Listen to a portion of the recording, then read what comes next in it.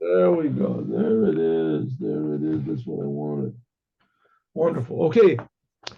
Good Chanukah and a good Chodesh. Huh? It's Rosh Chodesh. And a happy new week. Going into a whole new week. And thank God we're alive and we're learning the Holy Torah. And we can serve the Creator a little as much as we can. Now this week we're learning. This is called this book is called Torah Or, written by the first Rebbe of Chabad. It explains how everything that's found in the Torah is found in us also, and it's inside of us in order to encourage us to serve the Creator of the universe. God put us here so that we'll give Him a little bit of how do you say nachas, a little bit of nachas, maybe a lot of nachas. Give God a profit. This is a business venture. God put our souls into the world, and He wants to make a profit. His profit is those of you who have children, you see there's no greater pleasure than seeing your children grow up and getting along, being prosperous and being who they really are, making the world a better place. And we're God's children, so God wants us to do the same thing. So, what did He do? He gave us the Torah. So through the Torah, we know how to be more positive, how to feel more positive, act more positive, think more positive, and change the world in a more positive way.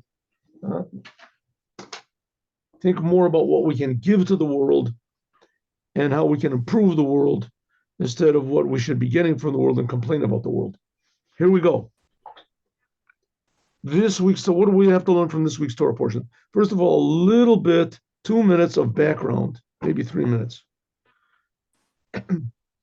The brothers of Yosef sold him. They hated him.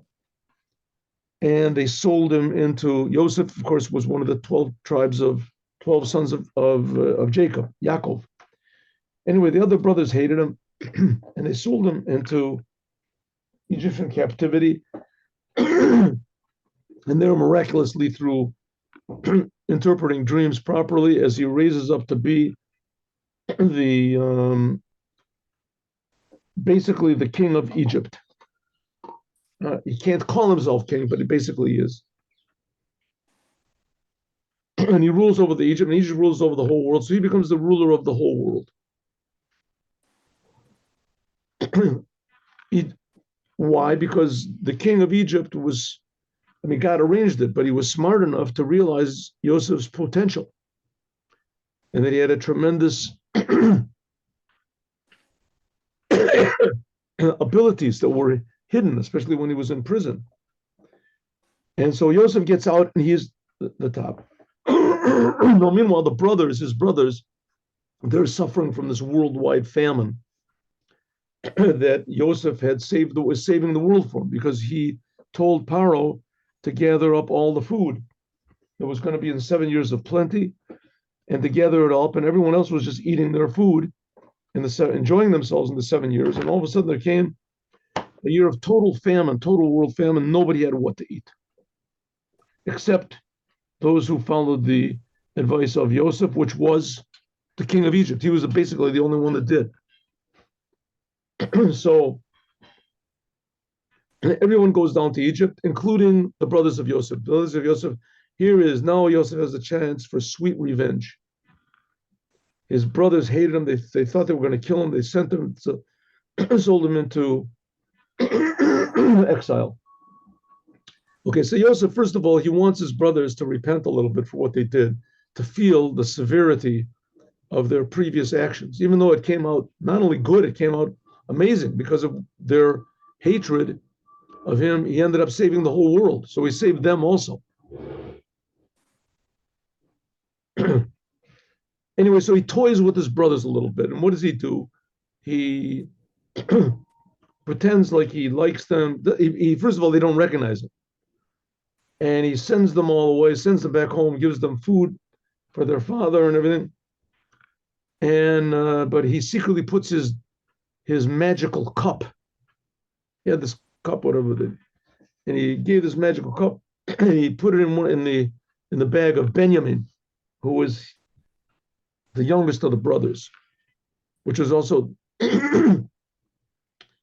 he and Benjamin came from the same mother, from Rachel. So he puts it in the brothers, and then he sends one of his men after the brothers who they're innocently returning back home to Israel. And he said, one of you stole my cup. Whoever stole it is going to be my prisoner. He brings them all back, opens up the bags. There, the cup is in Joseph's bag. And he said, that's it. Joseph is my prisoner forever. Now the brothers, they're going crazy about this whole thing because they had no idea, how did this fall on them? Their father was already 130 years old, and he had been through a lot in life. And one of the things he didn't want was to send Benjamin because he was afraid he would lose him. And here he is, he's losing him. That's how our parsha begins. So it says, Vayigash alav Yehuda, Vayomer bi Adoni. Yehuda now approaches Yosef. Yehuda, all the brothers are standing there in front of Yosef, right? There's 10 brothers of them. There's 11 brothers, actually. And Benjamin, he's the accused one. He stole the things. And from all the brothers, Yehuda all of a sudden musters up his courage, and he approaches Yosef, and he's ready to fight. He's ready to fight Yosef, which was seemingly a crazy thing. I mean, how could he possibly fight? Anyway, so he approaches Yosef, and he says, listen, I promised that I was going to bring back Benjamin. Take me instead of him. Do whatever you want to. Yosef, let Benjamin go. Please, he's got an old father. His father's going to die if he doesn't come back. He already lost one son, because that's Yosef. He doesn't know he's speaking to him. Now he's going to lose another one. He's going to grow up. Okay, that's how it begins. And Yosef breaks down. He says, I'm your brother, Yosef, and I'm the one you sold, and I'm the king. And they go crazy, go this, and they cry, and they this. Okay. But meanwhile, now what? So what do we say? That every word and every idea in the Torah is a lesson to us. So now here it goes. Yehuda somehow or other mustered up the courage to approach Yosef and to even threaten him, Yosef. So what does this show? This shows that Yehuda has some sort of a strange power. Now, interestingly enough, we're going to see later on, in the history of Judaism, there was a very, how do you say, a very shameful, embarrassing episode, which lasted for about 250 years. And that was that after King Solomon died, as his son took over, Rehoboam, and he was not a good king, and the people hated him. So God said, okay, we'll make two kingdoms. The upper kingdom is going to be run by a person called Yerovam ben Nevat. Now, Yerovam ben Nevat, he was from the tribe of Ephraim, which is from Yosef. And King Solomon and his son, Rehoboam, they're from the tribe of Yehuda. So here we have simulated this same split. Yehuda, he goes to Yosef. He goes to Yosef.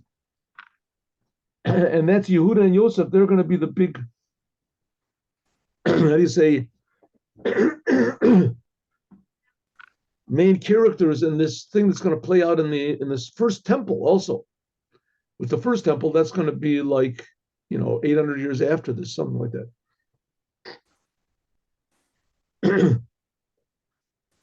So the first temple was always going to be the same thing, Yehuda and Yosef. So Yehuda and Yosef are two major forces in Judaism. And here we see in our story that Yehuda is the king. I mean, that Yosef is the king, and Yehuda is a nothing. And in the future, it's going to be the opposite. The Mashiach is going to come from Yehuda. and not from Yosef. There is a thing, Mashiach ben Yosef, but that's shrouded in all sorts of mystery, and there's a lot of different opinions. And we pray every day for Mashiach ben David. Okay, here we go. Vayigash alav Yehuda, vayomer bi Adoni. Okay, so these are, we're going to see Yosef, Yehuda, he approaches Yosef. This is going to be two themes, like I said, in Judaism. It's going to be in the first temple, but there's another time. The tabernacle and the temple. The tabernacle is going to be like Yosef. We're going to see why. And the temple is going to be like Yehuda. Like if it's a forerunner of Mashiach. The tabernacle, if you remember, when the Jewish people left Egypt, almost as soon as they left, within the year after they left, so they built a tabernacle to sacrifice sacrifices. And it was made very exactly. It had a holy of holies outside of that. That was where the tablets were, and then it had a holy. That's where the menorah was, and then it had outside of that there was a big altar where they offered up the sacrifices. Okay, Jenna, we learned about that. We'll learn about also in a couple of weeks. That was the plan of the Holy Temple. The Holy Temple was in the same plan. There was a Holy of Holies, and that was the innermost room. Then there was the Holy. There was the menorah. There was also a little golden incense altar and a table with 12 loaves of bread on it. And then outside of that was the altar. But there was a big difference between them, and we're going to see. Hine, Kativ, it says, Korod Beiteinu Arazim.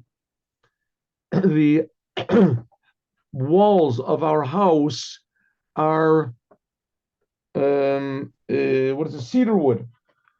King David, he wanted to build a holy temple. He wanted to build something permanent. So how was it when the Jews left Egypt? So they made this portable holy temple that went with them.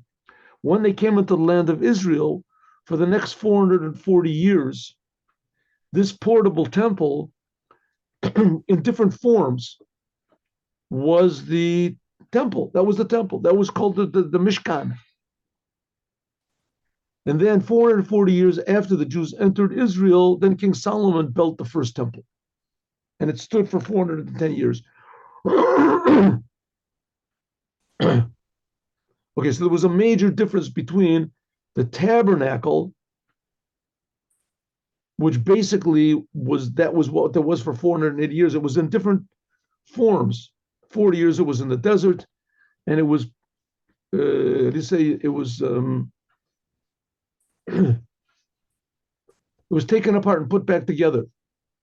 Every time they would move 42 journeys, they would take it apart, and they would reassemble it and disassemble it. Every time they would, when they came into Israel, so it was 14 years while they were dividing up the place. It was in, was it Gilgul?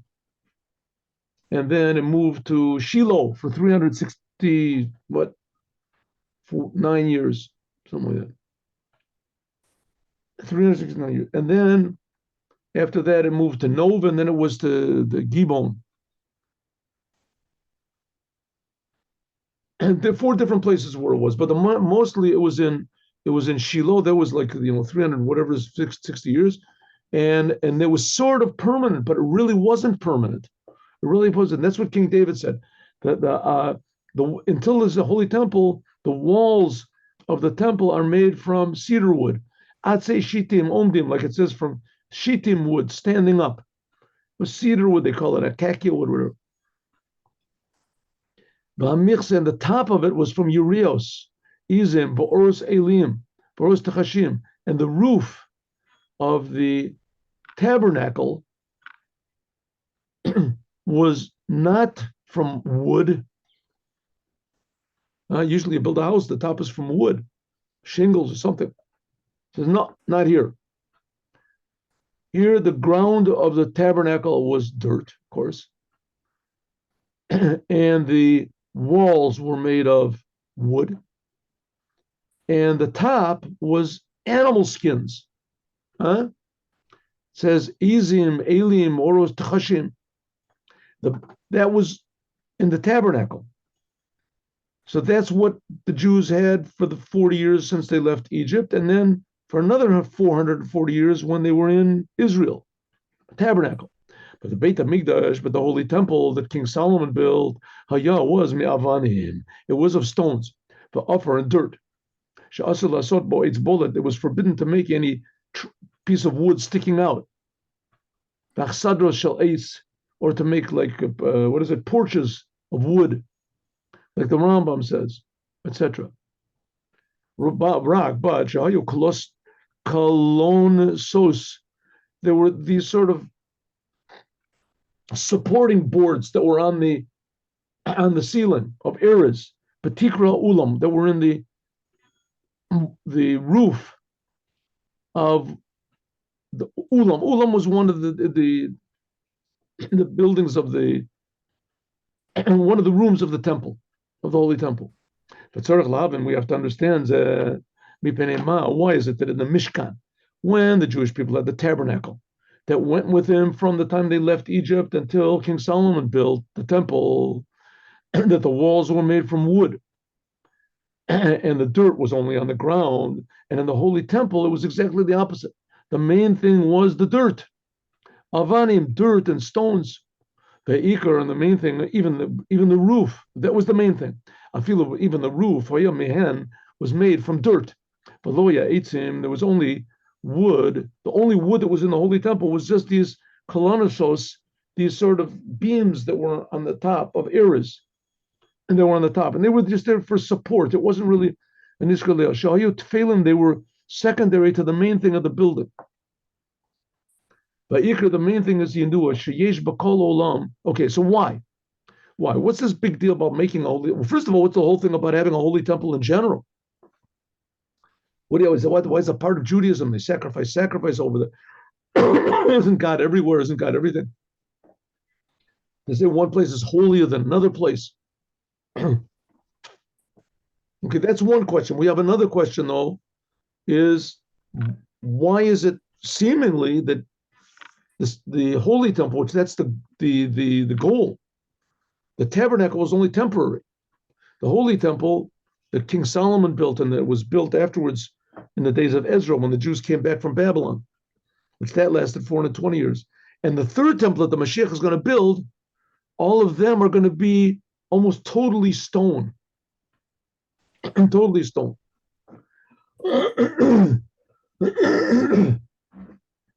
Why?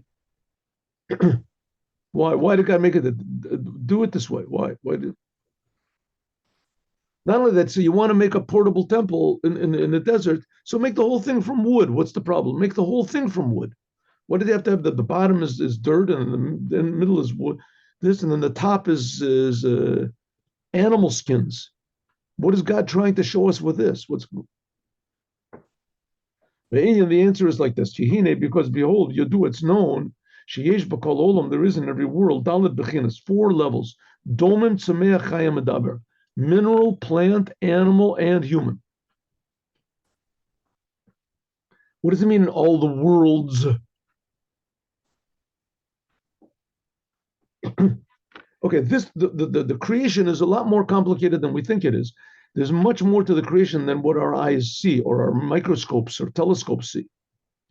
Our telescopes and our microscopes or whatever, they can only detect physical. They can't detect spiritual. The fact is there's huge angels, billions and billions of angels, and we don't see them at all. And they're here, they're right here. We just don't feel them, we don't see them.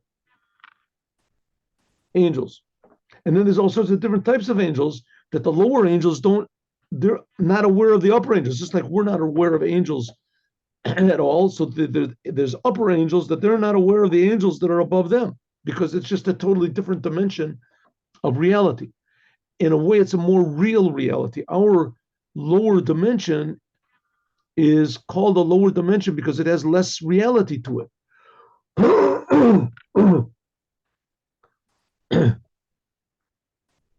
So in general, there's what's called 4 worlds, or if we want to call it 4 dimensions, which is sort of hard for us to figure, to understand what this is, because we don't perceive that there's anything greater than ourselves. Here we are.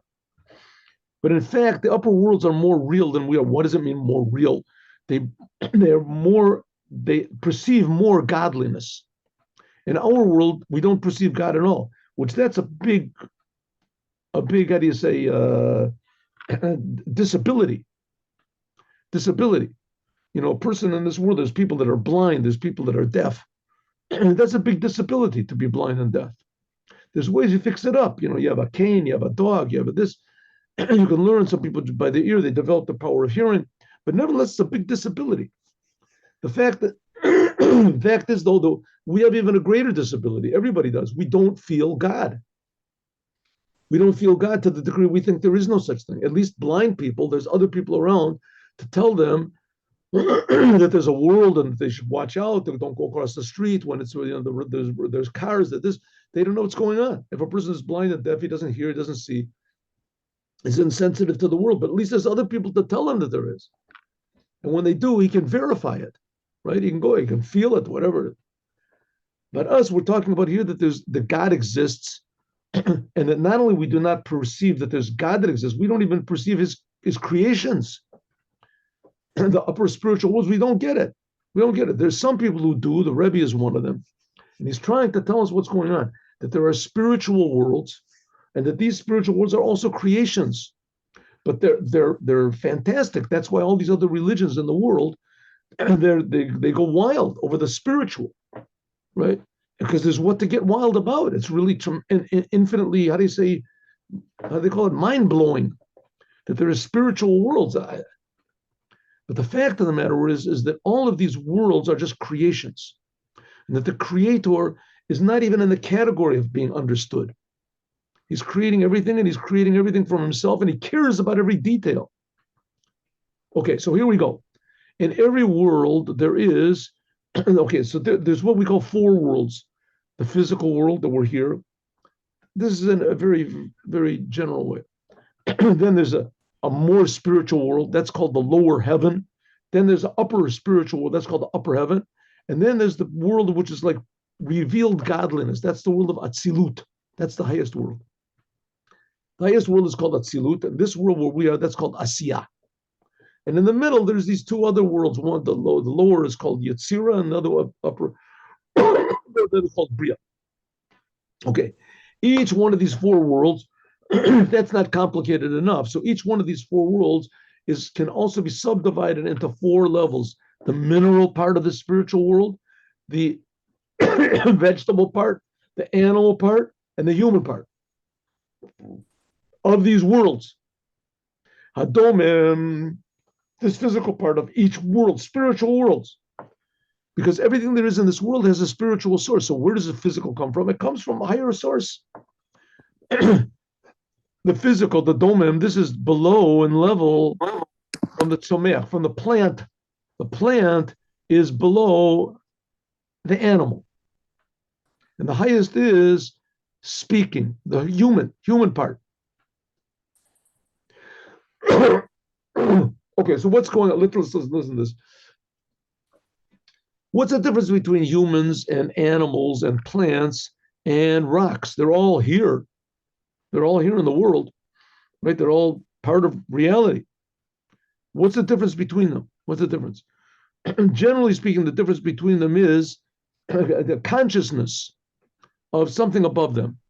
Or we can also say there's a sikha from the speech from the Rebbe also, mobility. Rocks don't move at all. Plants, they move a little bit, they grow, but they're stuck to the ground. Animals, they move around, they're not stuck to the ground, they move around more, but they're limited in intellect. They can't go out of their own nature. And human is the ability to go out of your nature. So these are four different, you want to call it souls, that God creates. Well, the fact is, all these four levels of consciousness and mobility, they have their sources in higher worlds as well. So we sort of have to extrapolate, or we have to also use faith to understand that the Rebbe is not just trying to fool us over here, and that there really is these upper worlds. Because according to science, and according to whatever it is, astronomy and whatever they don't see any upper spiritual worlds, right? Look in the telescopes, you see spiritual world. What are you talking about?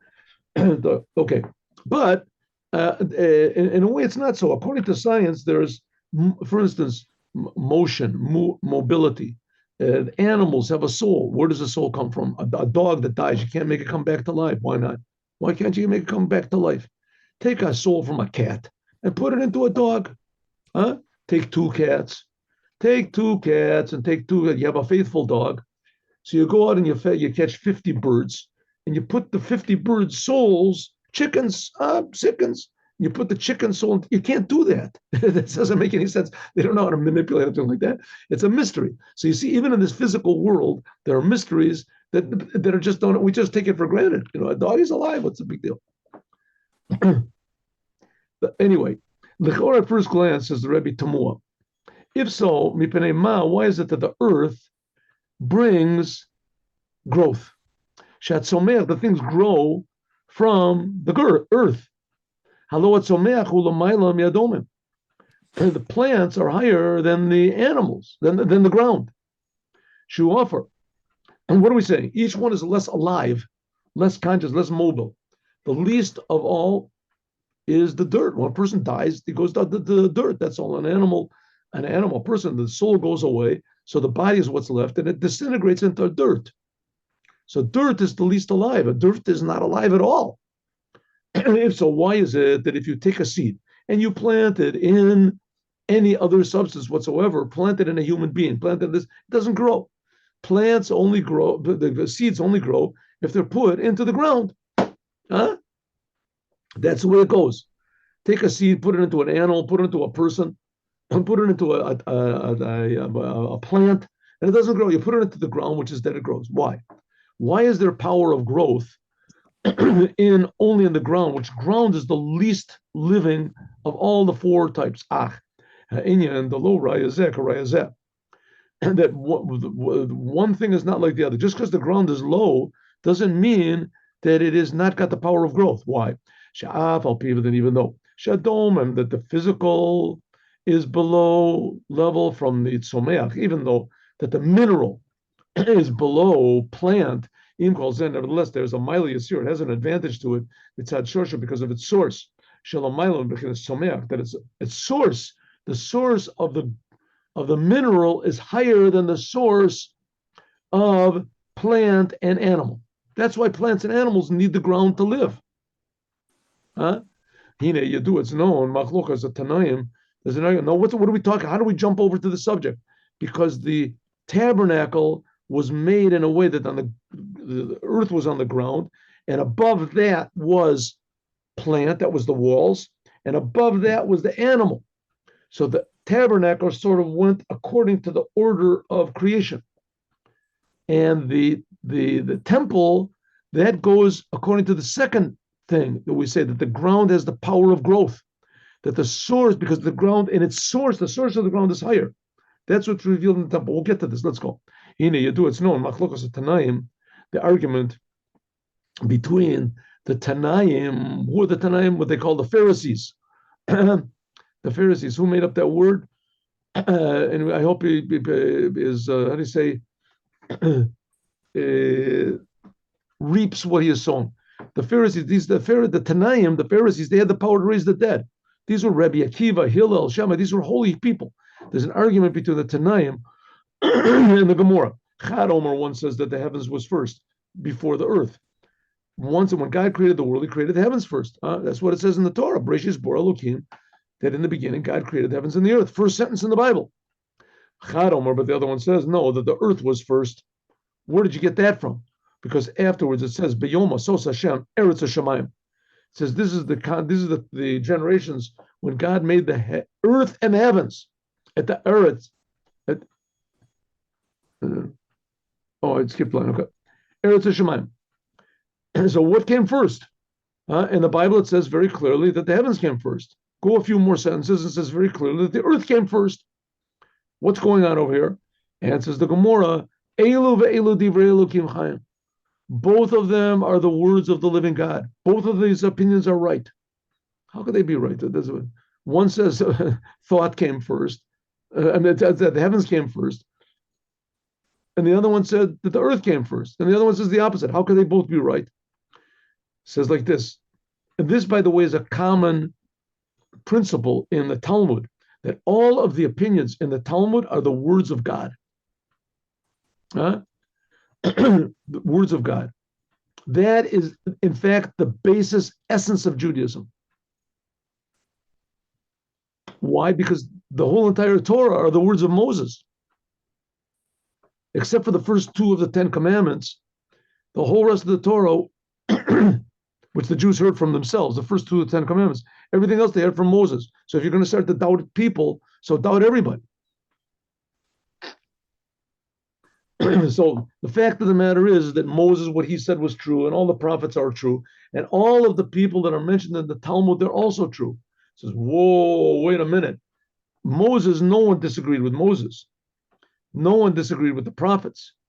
When the prophet said something, I mean, the fact is everybody disagreed with the prophet, but nobody said that what the prophet said was not the word of God. But, but here in the Talmud, they're arguing with each other. Each one says the other one is wrong. I don't have to go far. I don't have to say they're wrong. This Shammai says that Hillel is wrong. Hillel says the answer is Elokim Chaim. We're talking about God's words here.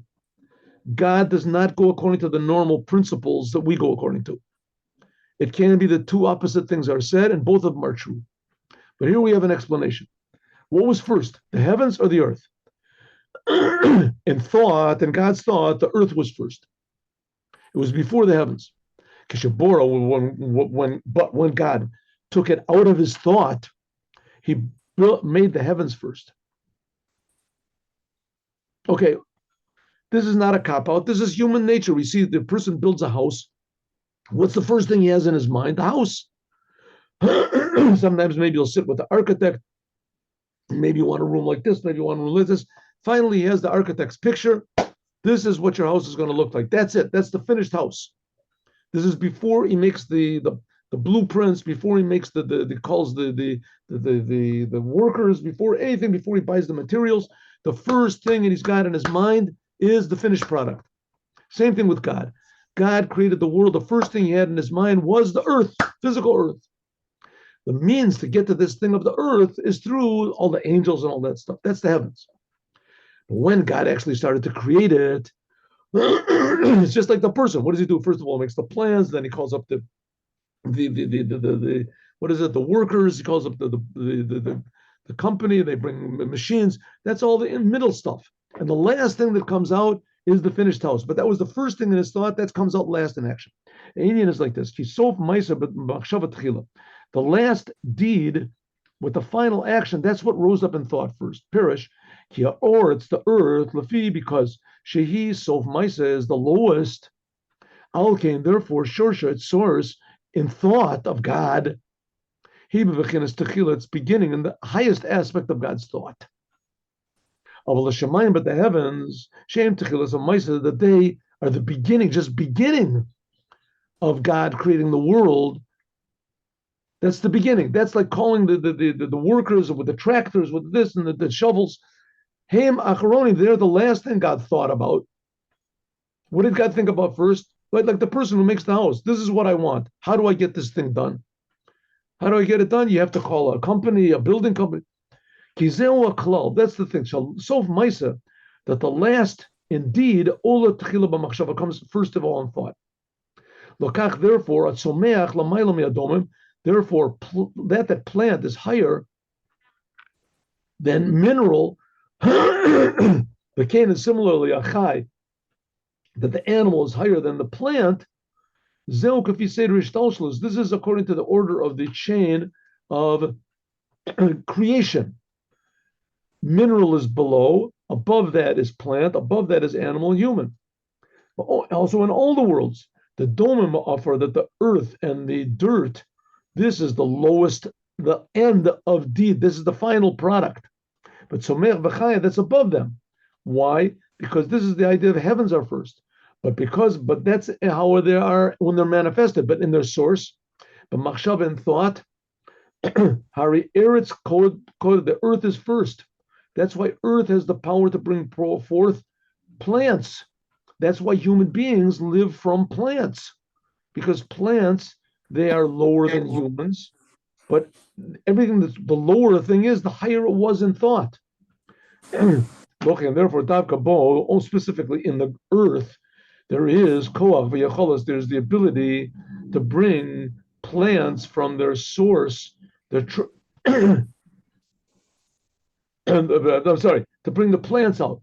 Why is it that only from the earth grows things? Why is it the earth contains the power of growth, which the power of the animal and and plant do not have this same power of growth? If you put a seed into a plant, it doesn't grow. Why mitzad shorsho? Because the earth has a higher source. Therefore, the tzomech v'chai, therefore, plant and animal and human, all of them receive from the ground. Everyone needs the ground. Okay. In the Mishkan, let's just do a little more, 5 minutes more. In the Mishkan, in the Tabernacle, it was not yet the complete order that God wants there to be in the world. It was only temporary for God. Like it says, like it says, God said, I will walk in a tent. Therefore, the tabernacle was made in the order of the creation of the worlds. The top is the heavens, that's the animal. So therefore, according to the actual creation, the heavens was first. And therefore, because the Mishkan, the walls of the tabernacle, they were from boards. That they are plant. Rak karka, but the ground, it was made of afar. It was made of dirt. So it went from above to below. The top was animal skins. The middle were the plants. The ground was the lowest. This is how it is in the order of creation of the world, that the plant is higher than the animal. Looking now, so Karashim, therefore, these boards, the walls, they were made from eras, from cedar wood, guttal. It was because it was big. This is a tree that grows very high. This is the highest level of the plant world. The highest, much higher. It's like showing the ultimate potential of plant life that can grow from the earth. Which is not like the earth. The earth never grows up at all. Excuse me. Wow. Mishkan, and the covering over the Mishkan was me'oros ilim. It was from the skins of these different animals. Shehu b'chinas achai. This is animal. Shalomaila, which is of course above plant. Therefore, the urios, which they were the level of makif, and they are these surrounding levels. They were surrounded. They covered over the walls of the tabernacle. They came from the animal world, chai, which is above plant. From the plant was made the walls. So it comes out. Shekol zen nasa. This was all made according. The tabernacle was according to the order of Milas or Madregas Ishtalshalus, the chain of the creation of the worlds. Ishtalshalusam, how they descended from above to below. That's the way that heavens were first. But in the Mikdash, in the holy temple that King Solomon built, and that the second temple also, Hayan Nimsa Bo Taklis Hashem was there, was hinting at the ultimate perfection of creation. Diras Kava, there was a permanent dwelling for God. This is my dwelling place forever. That the holy temple was something like that. It was going to be in the raising of the dead. What's going to be in this, what's called the 7,000th year.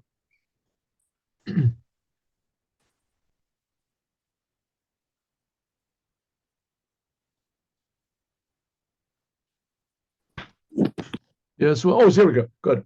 Shvi, like it will be in Menuchas like it's going to be in the future. Then the earth will show its true power. The earth will elevated. She'az titaleh ha'eretz elyona shu b'chinas malchut abatzilut, to be l'mayla mikulam. Then the lowest level is called God's speech, will be revealed to be the highest of all of the powers, higher than any of the other miraculous powers of God's love and God's Torah and God's everything. The physical world will be shown to be the highest.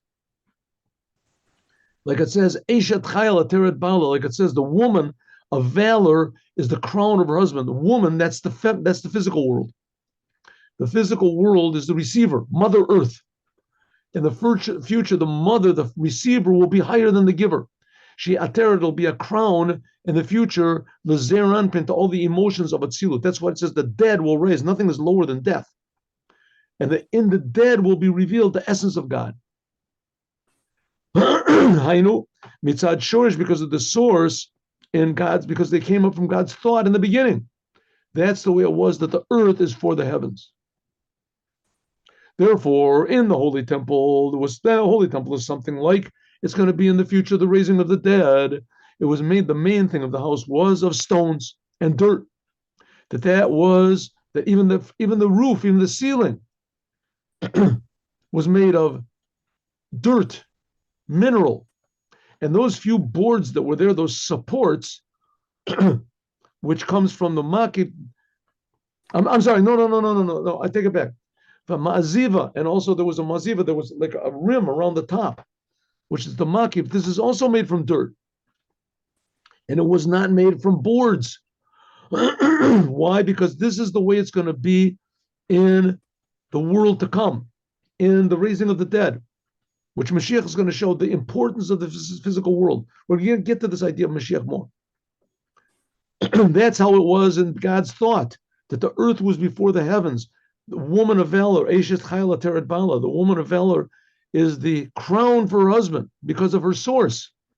There were only these boards. This is the klonsos. There were just these sort of beams of wood that they were in the wall. They were all they were was just supports for the main thing. Really, they were not necessary. They just supported the walls. But the main thing of the walls was made. The main thing was made from mineral, because that's the whole point of this physical low world, that really its source is the highest, as we're going to talk about, God willing, tomorrow. Good. Now let us go to the Yom Yom.